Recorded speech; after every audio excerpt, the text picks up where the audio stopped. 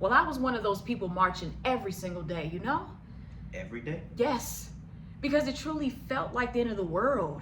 And it was all I felt I could do with myself. By that point, I had been laid off my job. My old landlord was being insane. And we were walking around all the time worrying about dying. And some of us did die.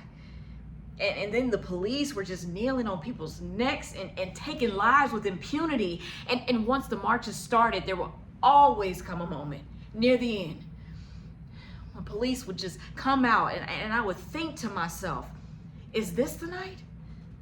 Is this the last one that I get on this earth? Because you really had to think that way.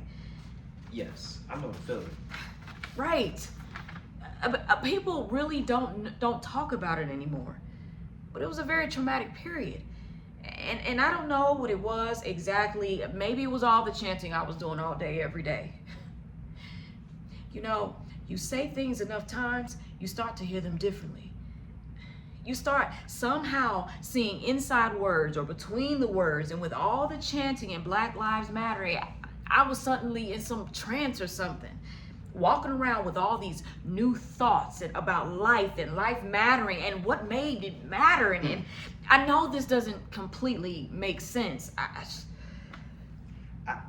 was actually just thinking about how familiar this all sounded.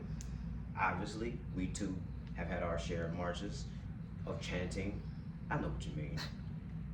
That language really works its way inside you. That's right. I guess that's the whole point. But soon it felt like marching and chanting just wasn't enough.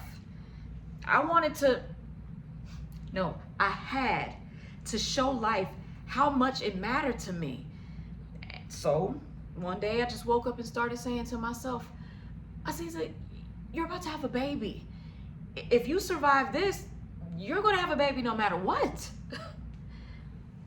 That whole period, I actually felt very in tune with myself.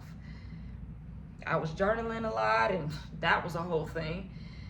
But I suddenly didn't know what I had been waiting for. So, you're planning to do this on your own? I thought you might have had a friend or something. No, I'm not partnered, but I mean, I wouldn't be completely alone. My mother's still alive. My sister lives in Connecticut, and she's got 2 kids.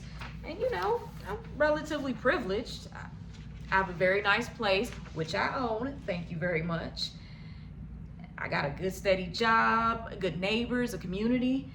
And all kinds of mothers have been raising babies since the beginning of time, with multiple babies. So it's just one I figured, especially one that I'm choosing, one that's wanted.